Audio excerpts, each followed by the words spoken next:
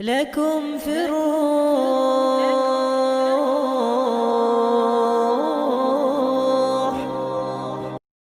بسم الله الرحمن الرحيم.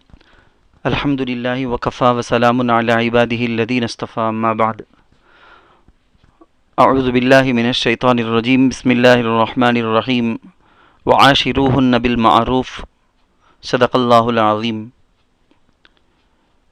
آج بروز ہفتہ 12/9/2020 محرم کی 20/3 تاریخ 1440 پر 2 ہجری ہے.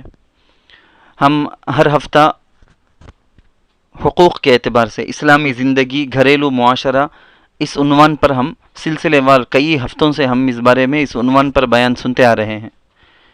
اس کو جہاں تک ہو سکے عام کرنا، یہ اس کے اندر کہی گئی باتوں کی جس طرح آپ کے لیے ضرورت ہے، اسی طرح آپ کے بھائیوں کے لیے بھی، دیگر مسلمانوں کے لیے بھی اس کی سخت ضرورت ہے. اچھے معاشرے کو وجود میں لانے کے لیے سب کے دلوں کے اندر یہ بات آئے، تبھی اچھا ماحول پیدا ہو سکتا ہے. بہرحال ہم بات کر رہے تھے پڑوسیوں کے حقوق کے بارے میں، کیونکہ بہت سارے حقوق بتا دیے گئے. ماں باپ کے حقوق، ماں کا حق کیا، باپ کا حق کیا، اولاد کے کیا حقوق ہیں، رشتہ داروں میں سے کس کس کے کیا حق ہیں، یہ ساری چیزیں بتا دی گئی. اب پڑوسیوں کے بارے میں اس سے پہلے تقریباً 2 ہفتے سے وہ چل رہا ہے، تو اسی کے گزشتہ سے پیوستہ یہ بھی ہے. تو کوئی نئی بات شروع نہیں ہو رہی، پہلے سے چل رہی ہے، اسی کا ایک سلسلہ ہے. ہر عقل مند شخص اس بات کو سمجھتا ہے کہ جب میں یا میرے گھر والے گھر پر نہیں ہوتے ہیں تو ہم گھر میں کسی کو ہم گھر میں چھوڑ گئے تو اس کی حفاظت کس کے بھروسے میں اس کی حفاظت کے بارے میں سوچ کر جا رہے ہیں، یا خود ہم اپنے گھر ہی کو لاک کر کے جا رہے ہیں تو ہمارے گھر کی حفاظت اس کی کیا گارنٹی ہے، کس کے بھروسے ہم اپنے گھر میں کسی کو، اپنی اہلیہ کو یا اپنے رشتہ داروں، اپنے کسی بھی بیٹے کو، اپنی اولاد کو ہو یا اپنے بھائی بہن کو ہو، یا خود گھر کو ہی تالا ڈال کر ہم جا رہے ہوں تو گھر کو کس کی حفاظت میں چھوڑ کر جاتے ہیں.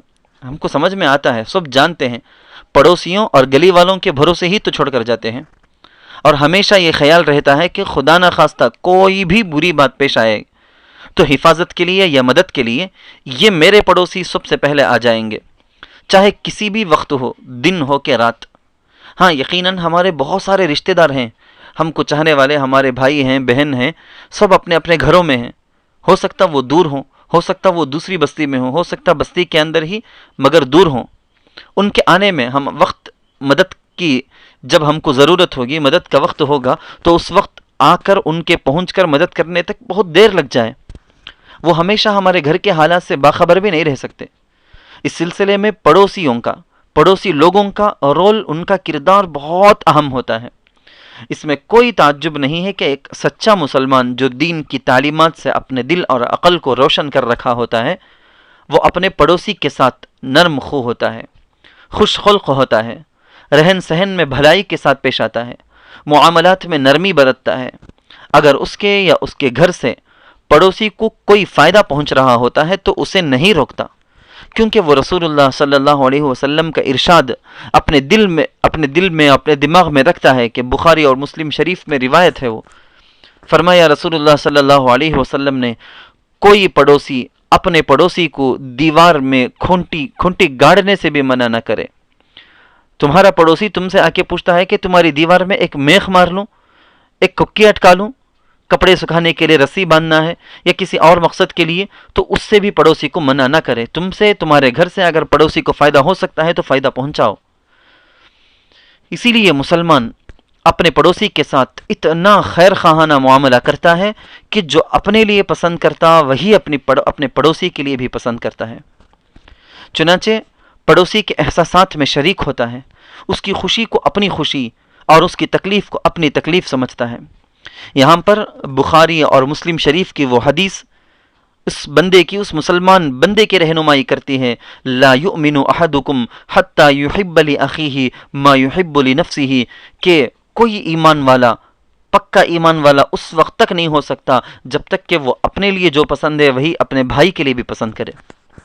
جب بھی اس کے گھر کوئی ایسی عمدہ چیز پکے جس کے پکنے یا جس کے بھننے یا جس کے تلنے کی خوشبو پڑوسی کو جا سکتی ہو تو وہ اپنے غریب پڑوسیوں کو بھی تھوڑا حصہ ضرور دیتا ہے. اپنے گھر کے پکوان کی خوشبو سے بھی ضرورت مند پڑوسی کو، غریب کو تکلیف دینا گوارا نہیں کرے گا اگر سچا مسلمان ہوگا۔ سچے مسلمان کو ہمیشہ اجتماعی تکافل اور تعاون کی فکر سوار رہتی ہے۔ وہ یہ نہیں دیکھتا کہ میرے گلی میں جو غریب ہیں، میرے پڑوس جو غریب ہیں، ان کی مدد کوئی دوسرے ملک سے آ کر کرے گا، دوسرے شہر سے آ کر کرے گا، یا بازو گلی سے آ کر کرے گا۔ نہیں، سچے مسلمان جو ہوں گے وہ آپس میں ایک دوسرے کا تعاون کریں گے، آپس میں ایک دوسرے کی مدد کریں گے۔ اپنے گھر 2 کٹورے سالن ہیں اور 1 کٹورے اس کی ضرورت کے لیے کافی ہے، تو اپنے پڑوس میں، اپنے گلی میں جو غریب ہے، جو بیچارہ ہے، جو بیوہ ہو، یتیم ہو، ان کے گھر مدد کے لیے وہ بھیجتا ہے۔ آپس میں ایک دوسرے کی مدد کا ایک ماحول پیدا کرتا ہے۔ خصوصاً پڑوسیوں میں، گلی میں ناسمجھ بچے ہوں، مفلس ہوں، یتیم ہوں، مسکین ہوں، بیوہ، بے بس بوڑھے ہوں، تو ان کا خاص خیال بندہ مسلمان ضرور رکھتا ہے۔ اسی کی طرف حضرت ابو ذر رضی اللہ عنہ کی روایت اشارہ بھی کرتی ہے کہ اللہ کے رسول صلی اللہ علیہ وسلم جو انسانیت کے پیغمبر رحمت للعالمین ہیں، انہوں نے فرمایا، اے ابو ذر، جب تم شوربے والی کوئی چیز پکاؤ تو اس میں پانی ملا کر شوربہ زیادہ کر لو اور اپنے پڑوسیوں کا خیال رکھو، انہیں پہنچاؤ۔ مسلم شریف میں یہ حدیث ہے، اس کے اندر اللہ کے رسول کہتے ہیں کہ شوربہ بڑھا لو۔ کیسے؟ اس کا مطلب محدثین بتاتے ہیں کہ تھوڑا، اگر تمہارے پاس اتنی سکت نہیں ہے، تھوڑا پانی تو ملا لو، تھوڑا پانی ملا لو، پانی ملانے کے بعد ہی تم دے سکتے ہیں، تو ضرور پانی ملا کر تھوڑا سا شوربہ بڑھا کر کے دے دو۔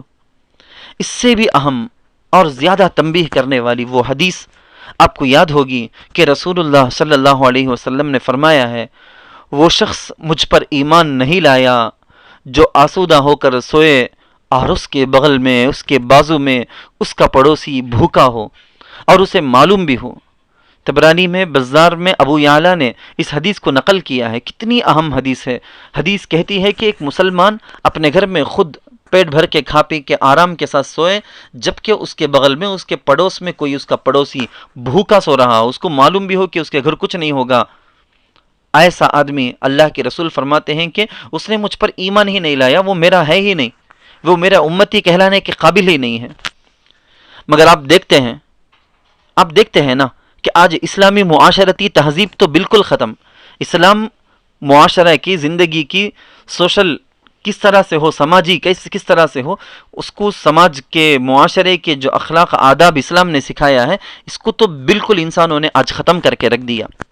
ہر جگہ یورپ اور مغربی غیر انسانی تہذیب عام ہو گئی ہے کہ 4 بلکہ 10 سال سے گھر میں رہتے ہیں، لیکن پڑوسی سے کوئی تعلق نہیں، یہ تک نہیں پتا کہ پڑوس میں کون رہتا ہے، کیا کرتا ہے۔ آج فضائی دور، راکٹوں اور مصنوعی سیارات کے عہد میں، زمانے میں، انسان کو یہ تو فکر ہے کہ چاند میں کیا ہے، زہرہ اور عطارد، سور و جوزہ میں کیا ہے، اور کون ایلینس وہاں پر رہتے ہیں، مگر انسانیت کو تو فقر و فاقہ، تنگ دستی اور بدحالی ہی ملی ہے۔ انسانیت کا استحصال کیا جاتا ہے، یعنی انسان کو انسان سمجھے بغیر ایک بندر اور کتے کے ساتھ جو معاملہ کیا جاتا، اس سے بھی بدتر معاملہ غریب انسانوں کے ساتھ کیا جاتا ہے۔ انسانوں کے لیے بھوک کی وجہ سے مر جانے کی اور ننگے پن کے علاوہ کچھ نہیں مل سکا۔ دوسری طرف انسان زمین سے نکل کر کہیں اور بس جانا چاہتا ہے، تفریح اور ٹور کسی اور سیارہ یا چاند میں کرنا چاہتا ہے۔ دنیا میں زمین میں جتنی جگہ ہیں، وہ سارے ٹور کے قابل اب نہیں رہ گئی اس کے لیے۔ اب اس کو تو ٹور میں، تفریح میں جانے کے لیے اربوں کے ڈالر خرچ کر کے اس کو چاند میں جانا ہے، اس کو کسی دوسرے سیارے میں جانا ہے۔ زمین میں زندگی گزارنے والے انسانوں کی کیا حالت ہے، ان کو اس سلسلے میں کوئی فکر نہیں۔ خود اقوام متحدہ کے ماتحت تنظیم جو بین الاقوامی غذا اور زراعت کے لیے ہے، اسی تنظیم کا اعلان ہے اور اسی کی تحقیق ہے کہ گزشتہ چند سالوں میں 2 کروڑ سے 10 کروڑ تک لوگ ایسے رہے ہیں جو صرف بھوک کی وجہ سے مر گئے ہیں۔ یہی حالت رہی تو پھر ہر ہفتے 30 لاکھ انسان صرف بھوک کی بنا پر موت کا شکار ہوں گے۔ یہ سب اس کی رپورٹ میں لکھی ہوئی ہے۔ اس طرح اس وقت 1 ارب 40/6 کروڑ انسان ایسے ہیں، مالی حالت جن کی بہت خراب، بدحالی سے وہ 2-4 ہیں۔ یہ سب کچھ اس تنظیم کی رپورٹ کے اندر جو 1970/5 1975 کے صرف افریقہ اور ایشیا سے متعلق تحقیقات کے جو رپورٹ ہیں اس کا نتیجہ ہے یہ. ایک طرف مال کا بحران گویا سیلاب آیا ہوا ہے، دوسری طرف بھوک کا عذاب. ایک مالدار خاتون نے لکھا ہے جو یورپ ہی کی تھی. یورپ میں 2-4 ایسے مل جاتے ہیں، لاکھ میں 1-2 ایسے انسانیت سے بھرپور ایسے افراد بھی وہاں پر مل جاتے ہیں. وہ افریقہ کے ایک علاقے میں گئی، یورپ کی ایک لڑکی دوشیزہ افریقہ کے ایک علاقے میں گئی جہاں کے لوگ بھوک سے مسلسل مر رہے تھے. اس نے ایک مرتبہ دیکھا کہ ایک بستی میں ایک چھوٹا سا پھل کا ٹکڑا ہے جس کو حاصل کرنے اور کھا کر اپنی بھوک کو مٹانے کے لیے کئی سارے بچے آپس میں درندوں کی طرح، کتوں کی طرح لڑ رہے ہیں اور آپس میں ایک دوسرے پر جان لیوا حملہ کر رہے ہیں. آخر یہ لڑائی اس وقت رکی جب ایک بچے کو آنکھیں پھوڑ کر نابینا اور اندھا بنا دیا گیا.